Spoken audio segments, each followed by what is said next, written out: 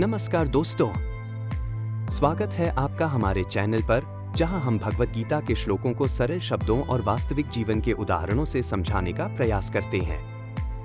आज हम भगवत गीता के पहले अध्याय के दूसरे श्लोक की चर्चा करेंगे। श्लोक 2, अध्याय 1, अर्जुन विषाद योग संजय उवाच दृष्ट्वा तु पांडवानीकं व्यूढं दुर्योधनस्तदा आचार्यमुपसंगमे राजा वचन ब्रवीत।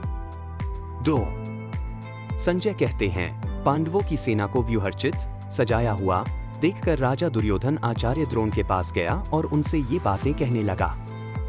व्याख्या, इस श्लोक में संजय वर्णन करते हैं कि दुर्योधन पांडवों की सजी हुई सेना को देखकर अपने गुरु आचार्य द्रोण के पास जाता है।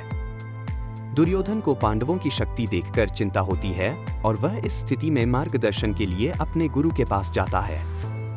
अब इसे हम वास्तविक जीवन के कुछ उदाहरणों से समझते हैं। उदाहरण 1, बिजनेस प्रतियोगिता में चिंता। सोचिए आप एक बिजनेस ओनर हैं और आपको पता चलता है कि आपके प्रतियोगी ने एक बड़ा कदम उठाया है, जैसे कि नया प्रोडक्ट लॉन्च किया या मार्केट में कोई बड़ा इन्वेस्टमेंट किया। इस स्थिति में आपको चिंता हो सकती है कि कहीं आपका बिजनेस पिछड़ न जाए। दुर्योधन की तरह आप भी इस समय तनाव महसूस कर सकते हैं और आपको मार्गदर्शन की जरूरत होती है कि इस स्थिति से कैसे निपटा जाए। इस समय एक अच्छे सलाहकार जैसे कि मेंटर या बिजनेस पार्टनर से बात करना आपकी चिंता को दूर कर सकता है और आपको सही दिशा में आगे बढ़ने में मदद कर सकता है। उदाहरण 2, परीक्षा के समय तनाव। दूसरा उदाहरण शिक्षा का लेते हैं। सोचिए कि आप एक छात्र हैं और आपकी परीक्षाएं नजदीक हैं। आपकी पढ़ाई ठीक से नहीं हुई है और आपके सहपाठी पूरी तैयारी के साथ आ रहे हैं। ऐसे में आपके मन में दुर्योधन की तरह चिंता और घबराहट आ सकती है।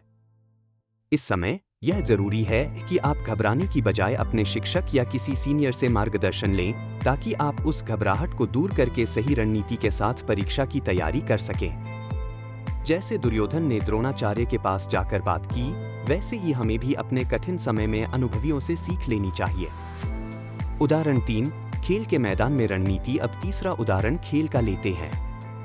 सोचिए आप किसी खेल टीम के कप्तान हैं और फाइनल मुकाबले में आपके विरोधी टीम ने बहुत मजबूत प्लेइंग स्ट्रेटेजी बना ली है। इस स्थिति में आपको अपनी टीम के कोच या सीनियर प्लेयर्स से सलाह लेने की जरूरत होती है, ताकि आप भी अपनी रणनीति को मजबूत कर सकें। यह श्लोक हमें यह सिखाता है कि जब भी हम किसी चुनौतीपूर्ण परिस्थिति में फंसें और हमें डर या चिंता का सामना करना पड़े, तो हमें घबराने की बजाय मार्गदर्शन लेना चाहिए। सही मार्गदर्शन से हम किसी भी चुनौती का सामना कर सकते हैं। निष्कर्ष, तो दोस्तों, इस श्लोक से हमें यह सीखने को मिलता है कि जब भी जीवन में कोई चुनौती या तनावपूर्ण स्थिति हो, हमें घबराने की बजाय सही मार्गदर्शन लेना चाहिए। जैसे दुर्योधन अपने गुरु द्रोणाचार्य के पास गया, वैसे ही हमें भी सही दिशा में आगे बढ़ने के लिए अनुभवी लोगों से सलाह लेनी चाहिए। अगर आपको यह वीडियो अच्छा लगा हो तो लाइक और सब्सक्राइब जरूर करें और अगले वीडियो में हम तीसरे श्लोक पर चर्चा करेंगे। धन्यवाद।